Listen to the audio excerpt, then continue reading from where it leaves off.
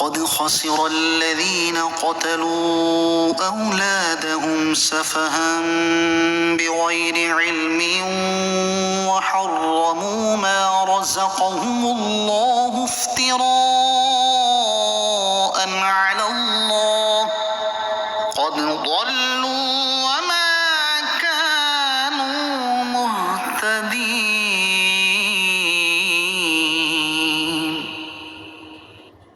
بے شک وہ لوگ تباہ ہو گئے جو اپنی اولاد کو جہالت سے بے وقوفی کرتے ہوئے قتل کرتے ہیں، اور اللہ نے جو رزق انہیں عطا فرمایا ہے اسے اللہ پر جھوٹ باندھتے ہوئے حرام قرار دیتے ہیں۔ بے شک یہ لوگ گمراہ ہوئے اور یہ ہدایت والے نہیں ہیں۔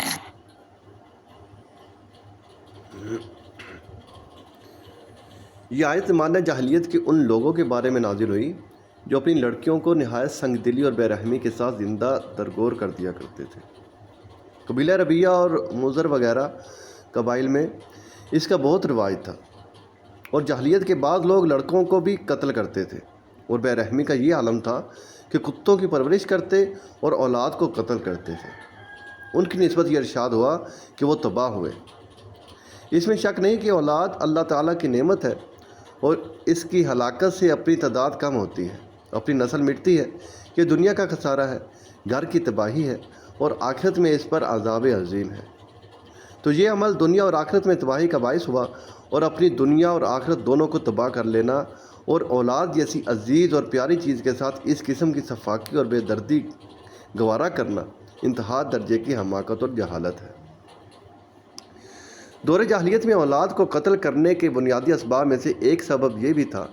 کہ انہیں تنگ دستی کا خوف لاحق ہوتا، اور وہ اس ڈر سے اپنی اولاد کو قتل کر دیتے تھے کہ انہیں کھلائیں پلائیں گے کہاں سے، اور ان کے لباس اور دیگر ضروریات کا انتظام کیسے کریں گے۔ چنانچہ اللہ تعالیٰ نے انہیں اس حرکت سے منع کرتے ہوئے ارشاد فرمایا، ترجمہ کنز العرفان، اور غربت کے ڈر سے اپنی اولاد کو قتل نہ کرو، ہم انہیں بھی رزق دیں گے اور تمہیں بھی، بے شک انہیں قتل کرنا کبیرہ گناہ ہے۔ افسوس، فی زمانہ بہت سے مسلمان بھی دور جاہلیت کے کفار کا طریقہ اختیار کیے ہوئے ہیں، اور وہ بھی اس ڈر سے دنیا میں آتے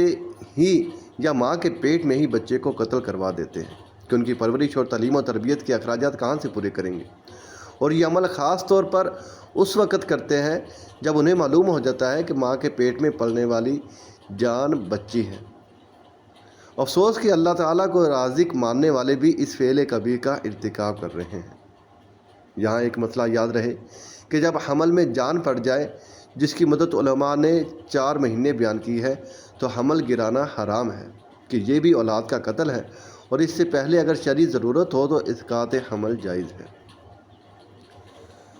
وحرموا، حرام قرار دیتے ہیں، یعنی مشرکین عرب مہیرہ، صاحبہ اور حامی وغیرہ جن جانوروں کا اوپر ذکر ہوا، انہیں اللہ تعالیٰ پر جھوٹ باندھتے ہوئے حرام قرار دیتے ہیں، کیونکہ وہ یہ گمان کرتے ہیں کہ ایسے مذموم افعال کا اللہ عز و جل نے حکم دیا ہے۔ ان کا یہ خیال اللہ تعالیٰ پر افتراء ہے۔ اس سے معلوم ہوا کہ ہر چیز میں اصل اباحت ہے، کیونکہ اللہ تعالیٰ نے ہر چیز ہمارے رزق کے لیے پیدا فرمائی۔ ان میں سے جسے حرام فرما دیا وہ حرام ہے، اور جسے حلال فرمایا یا جس سے سکوت فرمایا وہ حلال ہے۔ قرآن پاک میں ہے، ترجمہ کنز العرفان، اس نے جو کچھ زمین میں ہے سب تمہارے لیے بنایا۔ حضرت سلمان رضی اللہ تعالیٰ عنہ سے روایت ہے، نبی اکرم صلی اللہ تعالیٰ علیہ وآلہ وسلم نے ارشاد فرمایا، حلال وہ ہے جسے اللہ تعالیٰ نے اپنی کتاب میں حلال کیا، اور حرام وہ ہے جسے اللہ تعالیٰ نے اپنی کتاب میں حرام کیا، اور جس سے خاموشی فرمائی تو وہ اس میں سے جس سے معافی دے۔ حضرت علامہ ملا علی قاری رحمۃ اللہ تعالیٰ علیہ فرماتے ہیں، اس حدیث سے معلوم ہوا کہ اشیاء میں اصل اباحت ہے، یعنی جس چیز کی حلت و حرمت سے متعلق قرآن و حدیث میں خاموشی ہے وہ حلال ہے۔